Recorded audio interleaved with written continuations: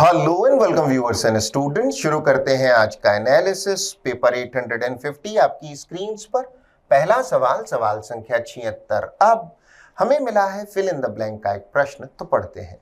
Neither the manager nor the employees dash aware of the new policy. हमारा answer मात्र option D वर ही हो सकता है। शब्द वर का प्रयोग हम वाक्य में लगाकर वाक्य को पुनः पढ़ते हैं।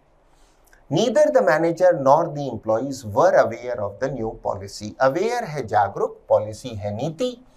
न तो मैनेजर ना ही कर्मचारी या एम्प्लॉइज जागरूक थे नई नीति के विषय में। विद्यार्थी ध्यान दें, हमें मिला है सब्जेक्ट वर्ब अग्रीमेंट का एक प्रश्न। जब आप दो सब्जेक्ट्स को नीदर नॉर या नाइदर नॉर से जोड़ते हैं तो वर्ब और प्रोनाउन बाद वाले सब्जेक्ट के अनुसार होते हैं। Neither the manager nor the employees में हम चलेंगे एम्प्लॉइज के मुताबिक। चूंकि ये प्लूरल सब्जेक्ट है, हमें चाहिए प्लूरल वर्ब, पर आंसर हुआ ऑप्शन डी वर। अन्य ऑप्शंस में वॉज, इज, हैज बीन सभी सिंगुलर वर्ब्स हैं। हमारा आंसर मात्र ऑप्शन डी वर ही हो सकता है। आगे बढ़ते हुए सवाल संख्या 77। अब की बार मिला है एक वाक्य जिसमें एक अंडरलाइन सेगमेंट या रेखांकित खंड है। हमारा आंसर वो ऑप्शन होगा जो इसमें दी गई एरर को ठीक करता हो। तो पढ़ते हैं। We saw dozens of deers wandering about in the sanctuary. Dozens of deers नहीं, deer होना चाहिए था। विद्यार्थी ध्यान दें, शब्द deer या हिरन हिंदी में के सिंगुलर और प्लूरल फॉर्म इंग्लिश में एक ही रहती है। तो हमारा आंसर हुआ we saw dozens of deer wandering about. Wandering about का अर्थ है घूमते हुए in the sanctuary. sanctuary है अभ्यारण्य। हमारा आंसर होगा option B dozens of deer, ना कि deers। अन्य ऑप्शंस की समीक्षा कर लेते हैं।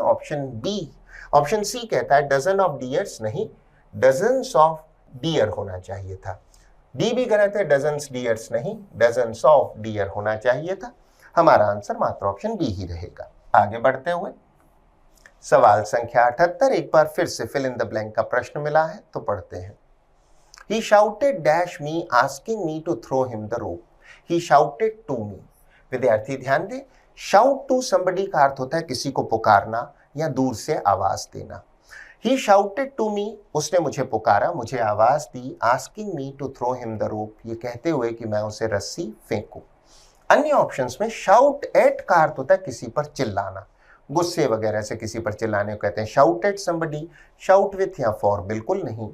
हमारा आंसर मात्र option C shouted to me ही रहेगा।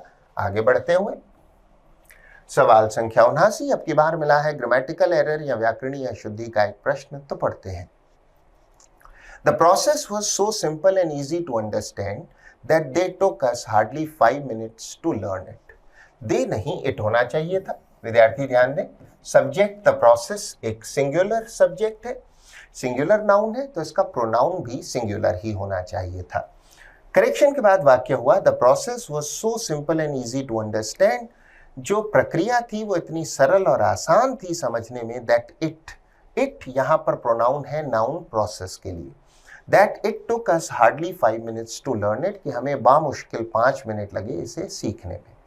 वाक्य के जिस खंड में एरर है वो है खंड बी। टू अंडरस्टैंड दैट दे नहीं, इट होना चाहिए था। अन्य किसी खंड में कोई एरर नहीं। आगे बढ़ते हुए सवाल संख्या 80। अब की बार मिला है रीअरेंजमेंट ऑफ सेंटेंसेस का एक प्रश्न, जिसे हल करने के तरीके से आप बखूबी वाकिफ हैं। दिए गए सेगमेंट्स को पहले पढ़ें और फिर उन्हें लॉजिकली रीअरेंज करें। तो पढ़ते हैं। You then wear the gear and enter shallow waters to practice the basic skills learnt on land. विद्यार्थी ध्यान दें, you then wear का अर्थ है पहनना, the gear का अर्थ है साजो सामान। You then wear the gear, तुम साजो सामान धारण करो, पहनो, जो उसकी आउटफिट है। And enter shallow waters, shallow का अर्थ है कम गहरा या उथला छिछला। waters है जलराशि या जल विस्तार, किसी समुद्र या झील में फैले हुए जल को कहते हैं waters। तो enter shallow waters, आप कम गहरे या छिछले पानी में प्रवेश करते हैं। टू प्रैक्टिस, अभ्यास करने के लिए। द बेसिक स्किल्स, मूल स्किल्स को। लर्न ऑन लैंड, जो आपने भूमि पर सीखी थी। स्टेप बाय स्टेप, कदम दर कदम, the instructor guides you from the shallow waters to dive in safe deeper areas. The instructor है प्रशिक्षक, उस्ताद। Guides you from the shallow waters to dive है डुबकी लगाना, इन सेफ डीपर एरियाज, सुरक्षित गहरे एरियाज में डुबकी लगाने के लिए वो आपको गाइड करता है, आपका instructor. Scuba diving session begins with a short dry lesson on the basics conducted outside water. विद्यार्थी ध्यान दें, स्कूबा डाइविंग एक अंडर वाटर स्पोर्ट है, एक इस प्रकार का स्पोर्ट है जिसमें आप खास किस्म का गियर या इक्विपमेंट धारण करते हैं और फिर गहरे पानी में आप गोता लगाते हैं। तो गहरे गोताखोरी का एक खेल है, स्पोर्ट है। सेशन है, सत्र बिगिंस शुरू होता है with a short dry lesson on the basics conducted outside water, और जो बेसिक्स के लेसन है वो भूमि पर, धरती पर आयोजित होते हैं। ड्राई लेसन का अर्थ है वो पानी से बाहर होते हैं। Your instructor remains by your side through out. Through out का अर्थ है किसी अवधि के दौरान, शुरू से अंत तक। तो आपका जो इंस्ट्रक्टर है, आपका जो प्रशिक्षक या उस्ताद है, वो हमेशा आपके साथ रहता है, इंश्योरिंग सुनिश्चित करते हुए योर सेफ्टी, आपकी सुरक्षा के विषय में। इतना पढ़ने पर हमें खासा सटीक अनुमान हो चला है कि जो अंडर वाटर स्पोर्ट या एक्टिविटी है स्कूबा डाइविंग, उसके विषय में है और उसमें कैसे ट्रेनिंग होती है, उसके क्या चरण होते हैं। तो अब हम इसे रीअरेंज कर सकते हैं। हमारे पास जो दो बेहतरीन लिंक्स हैं वो है आरपी तथा क्यूएस। सबसे पहले introductory segment R. A scuba diving session begins with a short dry lesson on the basics conducted outside water. तो स्कूबा डाइविंग शुरू होती है उस ड्राई लेसन से, पानी से बाहर लेसन होता है, on the basics conducted outside water, जो पानी के बाहर आयोजित होता है। आर के उपरांत हो सकता है मात्रखंड P. You then wear the gear. You then wear the gear, wear का अर्थ पहनना, गियर है वो साजो सामान। तो फिर पहले तो ड्राई लेसन हो गया। You then wear the gear, फिर आप पहनते हैं वो साजो सामान, and enter shallow waters to practise the basic skills learned on land. उसके उपरांत होगा खंड क्यू। स्टेप बाय स्टेप, कदम दर कदम, the instructor guides you from the shallow waters to dive in safe deeper areas. और अंतिम खंड मात्र एस ही हो सकता है। Your instructor remains by your side through out ensuring your safety. हमारा आंसर वो ऑप्शन होगा जो हमें देता हो सबसे पहले सेगमेंट आर, उसके उपरांत पी और उसके उपरांत क्यू तथा एस। हमारा आंसर मात्र option B R P Q S ही रहेगा। आगे बढ़ते हुए सवाल संख्या 81, निर्देश है प्रश्न शब्द का सिनोनिम या पर्यायवाची बताएं। तो बढ़ते हैं। प्रश्न शब्द है बेलिकॉस, जिसका अर्थ होता है आक्रामक, लड़ाकू स्वभाव का, वॉर लाइक या बेलिजरेंट। हमारा आंसर होगा ऑप्शन बी। ये प्रश्न शब्द का पर्यायवाची है, लड़ाकू, उग्र स्वभावी। एक बेहतरीन सिनोनिम हो सकता है इस शब्द के लिए बेलिजरेंट। अन्य ऑप्शंस में कंसीटेड का अर्थ है अभिमानी या घमंडी, ऑकवर्ड का अर्थ है बेढंगा या अटपटा, और ब्रूस का अर्थ है रूखा या शिष्ट। अगर कोई व्यक्ति बोलने में बहुत कम शब्दों का इस्तेमाल करे और रूखेपन से बात करे तो उसका व्यवहार हुआ ब्रूस्क। हमारा आंसर ऑप्शन बी पग्नेशियस ही रहेगा। यही प्रश्न शब्द का सिनोनिम है। आगे बढ़ते हुए सवाल संख्या 82, अब की बार निर्देश है एंटोनिम बताएं, विलोम शब्द बताएं। तो पढ़ते हैं। शब्द यूजर्प का अर्थ है हड़पना, किसी अन्य व्यक्ति की संपत्ति या संपदा आदि को छीन लेना, हड़प लेना कहलाता है यूजर्प। विलोम शब्द होगा रिलिंक्विश। शब्द रिलिंक्विश का अर्थ है अपना अधिकार, संपत्ति, दावा आदि छोड़ देना। अन्य ऑप्शंस में ऑप्शन ए डॉडल एक बेहतरीन शब्द है। डॉडल का अर्थ है फिजूल समय खराब करना, किसी काम को करने में धीरे धीरे काम करना, देरी करना, समय नष्ट करना या टाल मटोली करना। ऑप्शन बी सीज का अर्थ है जब्त करना और रिजेक्ट का अर्थ है अस्वीकार करना। हमारा आंसर ऑप्शन सी रिलिंक्विश ही रहेगा। आगे बढ़ते हुए सवाल संख्या 83, निर्देश है करेक्टली स्पेल्ड वर्ड बताएं। हमारा आंसर वो ऑप्शन होगा जिसकी स्पेलिंग पूरी तरह सही है। बेशक हमारा आंसर मात्र ऑप्शन डी ही हो सकता है। शब्द अपॉर्चुनिटी की सही स्पेलिंग है OPPORTUNITY। उच्चारण है अपॉर्चुनिटी या अपॉर्चुनिटी, अर्थ है अवसर। अन्य ऑप्शंस में कहीं ना कहीं कुछ ना कुछ गलत है। ऑप्शन ए में यहाँ यू नहीं ओ होना चाहिए था, बी में यहाँ 2 पी होने चाहिए थे, सिर्फ एक है, और सी में यहाँ ई नहीं ओ होना चाहिए था। हमारा आंसर मात्र ऑप्शन डी। आगे बढ़ते हुए सवाल संख्या 84, वन वर्ड सब्स्टिट्यूशन का प्रश्न मिला है। तो पढ़ते हैं। A tendency to behave in a particular way. Tendency है प्रवृत्ति। एक प्रवृत्ति या मानसिक झुकाव किसी विशिष्ट तरीके से व्यवहार करने का कहलाता है प्रोक्लिविटी। प्रोक्लिविटी का अर्थ है किसी व्यक्ति की प्रवृत्ति, मानसिक झुकाव, तरीका। अन्य ऑप्शंस में डिसेंशन का अर्थ है असहमति या मतभेद।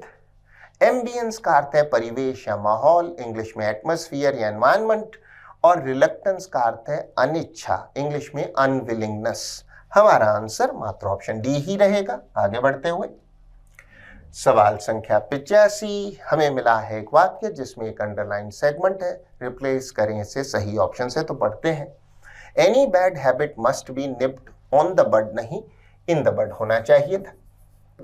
विद्यार्थी ध्यान दें, निप समथिंग इन द बड एक मुहावरा है जिसका अर्थ है किसी समस्या या परेशानी को शुरुआती स्तर पर ही हल कर लेना, रोक लेना, या उसे पहले ही उससे डील कर लेना। अगर आप किसी चीज को निप इन द बड करते हैं तो किसी समस्या को, प्रॉब्लम को शुरुआती स्तर पर ही आप उससे डील कर लेते हैं, उस पर काबू पा लेते हैं। हमारा आंसर होगा option A. Nib in the बड ही मुहावरा है, टू और ऑफ का प्रयोग बिल्कुल नहीं हो सकता। आगे बढ़ते हुए सवाल संख्या 86, फिर से निर्देश है, प्रश्न शब्द का विलोम शब्द या एंटोनिम बताएं। प्रश्न शब्द है क्वॉश, जिसका अर्थ है रद्द करना। हमारा आंसर होगा ऑप्शन बी अपहोल्ड। अपहोल्ड का अर्थ है किसी निर्णय आदि को सपोर्ट करना, उसको बनाए रखना। अगर कोई बड़ी अदालत नीचे की अदालत के ऑर्डर को अपहोल्ड करती है तो वो निचली अदालत के आदेश को सपोर्ट करती है, उसे बनाए रखती है, उसका समर्थन करती है। अन्य ऑप्शंस में रिवोक का अर्थ है रद्द करना, ओवरकम एक अच्छा शब्द है जिसका अर्थ है किसी चीज पर काबू पाना, उसे पराजित करना, नियंत्रित करना, और रिपील का अर्थ है किसी कानून या किसी अग्रीमेंट को रद्द करना। विद्यार्थी ध्यान दें, प्रश्न शब्द क्वॉश, रिवोक और रिपील मूलतः सिनोनिम्स हैं, हमें चाहिए एंटोनिम। हमारा आंसर ऑप्शन बी अपहोल्ड, किसी चीज को बनाए रखना, समर्थन करना आदि रहेगा, अक्सर किसी आदेश या निर्णय को। आगे बढ़ते हुए सवाल संख्या 87, हमें मिला है एक वाक्य जिसके किसी एक भाग में कोई ग्रामेटिकल एरर है, वही खंड हमारा आंसर होगा। तो पढ़ते हैं, after several months in the Himalayas the research team had became fully acclimatized to the thin air and harsh weather. निसंदेह एरर यहाँ है, बिकेम नहीं बिकम होना चाहिए था। विद्यार्थी ध्यान दें, ये जो क्लॉज है, ये जो खंड है, ये पास्ट परफेक्ट टेंस का है। हेड के साथ हमें चाहिए वर्ब की थर्ड या पास्ट पार्टिसिपल फॉर्म। बिकम की थर्ड फॉर्म बिकम होती है, ना कि बिकेम। करेक्शन के बाद वाक्य हुआ आफ्टर सेवरल मंथ, सेवरल का अर्थ है कई, months in the Himalayas, Himalaya में कई महीने बिता लेने के बाद, द रिसर्च टीम जो अनुसंधान दल था, had become fully acclimatized। acclimatized है किसी जलवायु के प्रति अनुकूलित, तो पूरा अनुकूलित हो चुका था to the thin air and harsh weather. विद्यार्थी ध्यान दें, थिन एयर का अर्थ है विरल हवा, पतली हवा, ऐसी हवा जहां ऑक्सीजन का घनत्व काफी कम हो गया हो, तो कम ऑक्सीजन वाली हवा। To the thin air and harsh weather, harsh का अर्थ है कठोर, वेदर है मौसम। तो हिमालय में कई महीने बिता लेने के बाद जो अनुसंधान दल था, रिसर्च टीम थी, हैड बिकम फुली acclimatized, वो पूरी तरह अनुकूलित हो गई थी to the thin air and harsh weather. वाक्य के जिस खंड में एरर है वो है खंड बी, बिकेम नहीं बिकम होना चाहिए था। आगे बढ़ते हुए सवाल संख्या 88, एक बार फिर से फिल इन द ब्लैंक का प्रश्न मिला है, तो पढ़ते हैं। Listen, you need to prioritise your goals in life, you can't have dash, you can't have a finger in every pie. विद्यार्थी ध्यान दें, to have a finger in every pie एक इडियम या मुहावरा है जिसका अर्थ होता है एक ही समय पर कई सारे कार्यों में लगे हुए होना। वाक्य का अर्थ हुआ, सुनो, you need to prioritise your goals in life. Prioritise का अर्थ होता है प्राथमिकता तय करना। जिंदगी में तुम्हें अपने लक्ष्यों में प्राथमिकता तय करनी होगी, उनके विषय में। You can't have a finger in every pie, तुम एक साथ बहुत सारे कामों में नहीं लग सकते। अन्य ऑप्शंस में योर अकीलीज हील। विद्यार्थी ध्यान दें, अकीलीज हील भी एक स्थापित मुहावरा है, एक इडियम है जिसका अर्थ होता है किसी व्यक्ति का कमजोर पहलू, कमजोर पक्ष या किसी की कमजोरी। द हिबी-जिबीज भी एक मुहावरात्मक एक्सप्रेशन है। अगर आपको किसी चीज से डर, चिंता या नर्वसनेस फील हो रही है तो आप कहेंगे that gives me the heebie jeebies. और your head in the clouds भी एक मुहावरा है। To have your head in the clouds का अर्थ होता है वास्तविकता से दूर होना। अगर आपकी योजनाएं, आपके विचार वास्तविकता से बहुत हटकर हैं तो हम कहेंगे you have your head in the clouds. हमारा आंसर यद्यपि ऑप्शन ए ही रहेगा। आगे बढ़ते हुए सवाल संख्या 89, अब की बार मिला है पैसिव वॉइस का एक वाक्य जिसे हम बदलेंगे एक्टिव वॉइस में, तो पढ़ते हैं। Are apples being eaten by them, क्या उनके द्वारा एप्पल्स खाए जा रहे हैं, सेब खाए जा रहे हैं। वाक्य का टेंस है प्रेजेंट कंटिन्यूअस और वॉइस है पैसिव। जब हम इसे एक्टिव वॉइस में बदलेंगे तो नया सब्जेक्ट होगा दे, बाई देम से दे, हेल्पिंग वर्ब होगी आर और मेन वर्ब की आईएनजी या प्रेजेंट पार्टिसिपल फॉर्म। इस सारे आलोक में हमारा आंसर मात्र ऑप्शन बी ही हो सकता है, are they eating apples, present continuous active voice. अन्य ऑप्शंस में ए कहता है विल दे बी, बिल्कुल नहीं। सी कहता है आर दे ईटन, नहीं, आर दे ईटिंग होना चाहिए था। डी हैव दे बी, बिल्कुल नहीं। हमारा आंसर मात्र ऑप्शन बी ही हो सकता है। आगे बढ़ते हुए सवाल संख्या 90, एक बार फिर से हमें बताना है प्रश्न शब्द का सिनोनिम, तो पढ़ते हैं। पिल्फर का अर्थ है चोरी करना, अक्सर छोटे मोटे सामान की चोरी करना और अपने काम की जगह से, अपना जो प्लेस ऑफ वर्क है वहां से कोई चोरी करने को कहते हैं पिल्फर। तो छोटी मोटी चोरी करना, खासकर अपने काम की जगह से चोरी करना। हमारा आंसर होगा स्टील, चुराना। अन्य ऑप्शंस में डेसिमेट का अर्थ है भारी क्षति पहुंचाना, नाश करना। डिनाउंस का अर्थ है तीव्र निंदा या आलोचना करना और इमिटेट का अर्थ है नकल करना। आगे बढ़ते हुए सवाल संख्या 91, रीअरेंजमेंट ऑफ सेगमेंट्स का प्रश्न है, पढ़ें और फिर लॉजिकली रीअरेंज करें। तो पढ़ते हैं। टास्क्स स्ट्रेसफुल, स्ट्रेसफुल का अर्थ है तनावपूर्ण। फोर्सिंग पीपल, लोगों को बाध्य करना। प्रोक्रेस्टिनेशन का अर्थ है टालमटोली। Often make simple at the last minute to rush to meet deadlines. Rush का अर्थ है किसी काम को जल्दी से करना। डेडलाइंस का अर्थ है समय सीमा। इतना पढ़ने पर हमें खासा सटीक अनुमान हो चला है कि टालमटोली या प्रोक्रेस्टिनेशन के विषय में है, जिसका परिणाम ये होता है कि अंत में लोग काफी ज्यादा जल्दबाजी करते हैं। हमारे पास जो दो बेहतरीन लिंक्स हैं वो है QPS और फिर कंक्लूडिंग सेगमेंट R। सबसे पहले इंट्रोडक्टरी सेगमेंट Q, प्रोक्रेस्टिनेशन टालमटोली, चीजों को टालते रहना। ऑफन मेक्स सिंपल टास्क्स, वो सरल कार्यों को भी क्या बना देता है, प्रोक्रेस्टिनेशन, स्ट्रेसफुल, तनावपूर्ण। फोर्सिंग पीपल, लोगों को फिर बाध्य करता है, P के उपरांत खंड S, to rush to meet deadlines, कि वो फिर बाद में जल्दी करें ताकि डेडलाइंस जो समय सीमा है उस तक वो काम हो जाए। To meet deadlines at the last minute, अंतिम मौके तक, अंतिम मिनट तक भी डेडलाइंस पूरी करने में वो जल्दबाजी करते रहते हैं कि किसी तरह डेडलाइन आखिरी मिनट तक मीट हो जाए। हमारा आंसर वो ऑप्शन होगा जो हमें देता हो सबसे पहले सेगमेंट Q, उसके उपरांत P, S तथा R। इसी क्रम में हमारा आंसर मात्र ऑप्शन ए ही हो सकता है, QPSR। आगे बढ़ते हुए सवाल संख्या 92, एक बार फिर से वन वर्ड सब्स्टिट्यूशन का प्रश्न मिला है, तो पढ़ते हैं। Something that can not be avoided और प्रिवेंटेड, ऐसी चीज जिसे आप टाल नहीं सकते या रोक नहीं सकते, जो अटल है, अवश्यंभावी है, उसे कहेंगे इनएविटेबल। अन्य ऑप्शंस में ऑप्शन ए इनडेलिबल का अर्थ है अमिट, जिसे मिटाया नहीं जा सकता, जो स्थायी है, परमानेंट है। इनविंसिबल का अर्थ है अजेय, जिसे हराया नहीं जा सकता।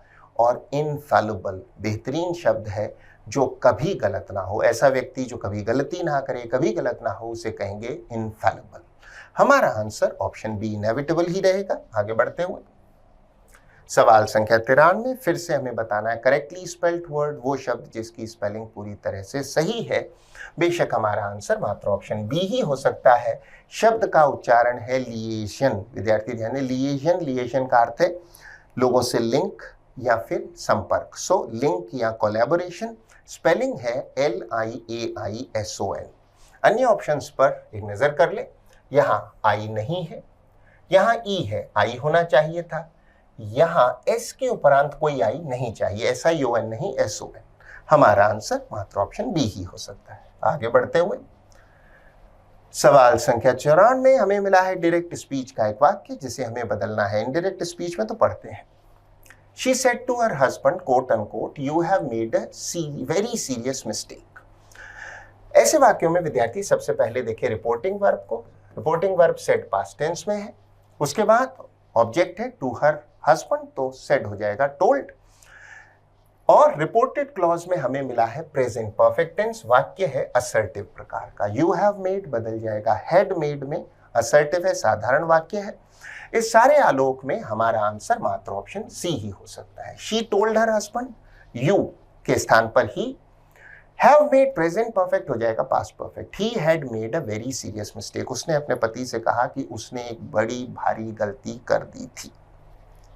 अन्य ऑप्शंस को रिव्यू कर लेते हैं। ये कहता है she asked her husband, ask नहीं, इंटेरोगेटिव नहीं, असर्टिव वाक्य था।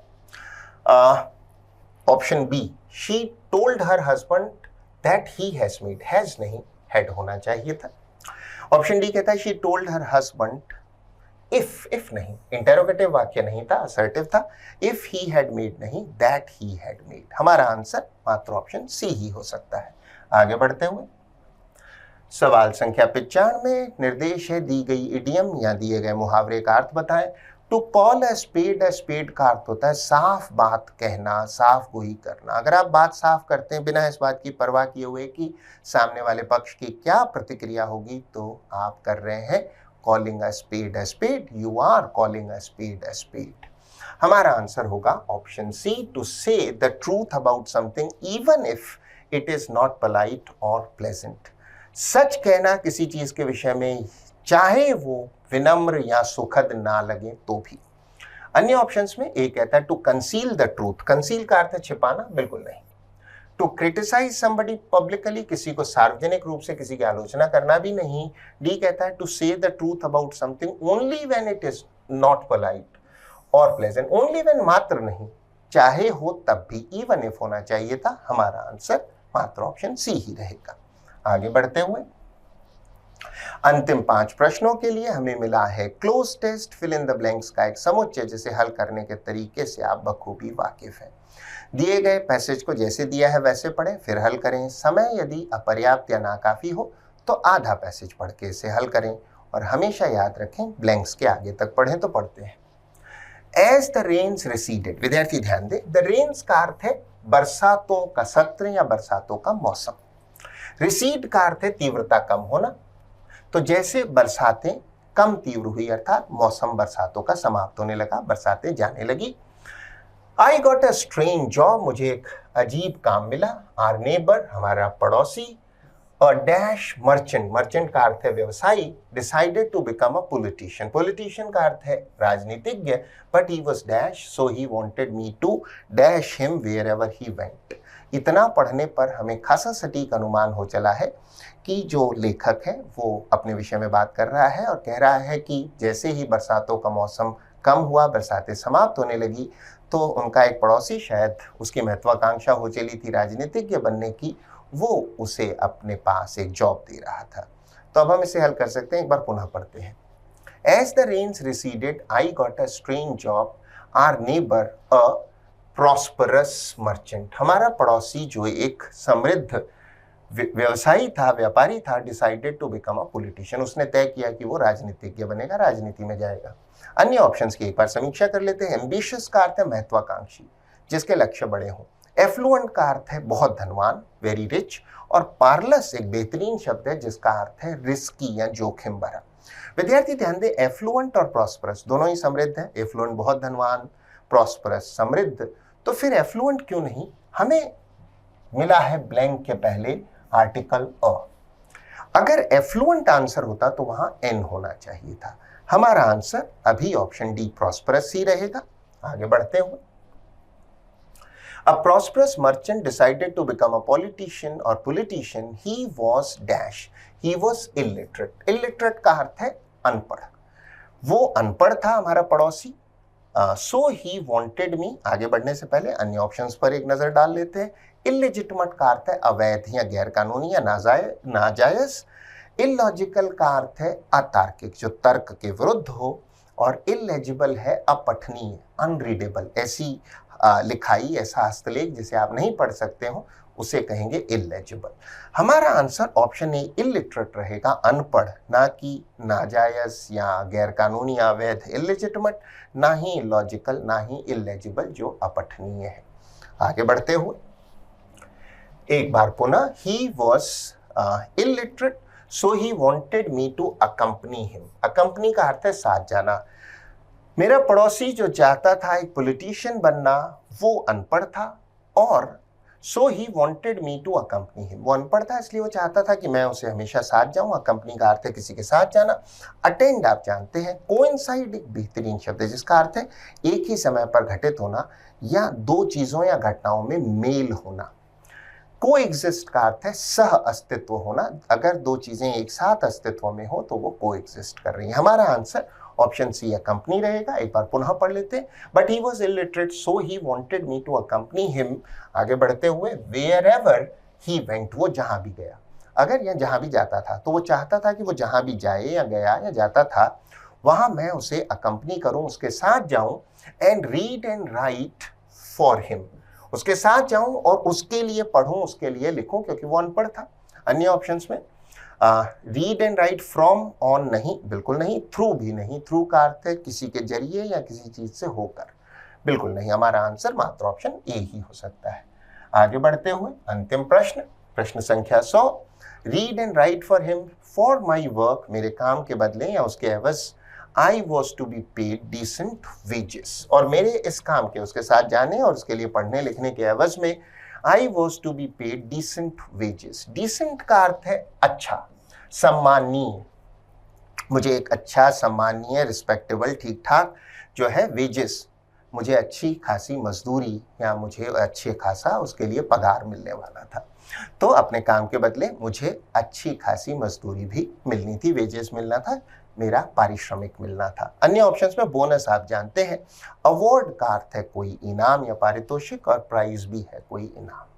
हमारा आंसर ऑप्शन सी वेजेस ही रहेगा। सो ये था आपका एनालिसिस पेपर 850 का। अच्छे असर के लिए प्रयास करते रहें, वीडियो को फिर से देखें। सो अगली बार जब तक मिलते हैं, अंटिल देन बाय बाय।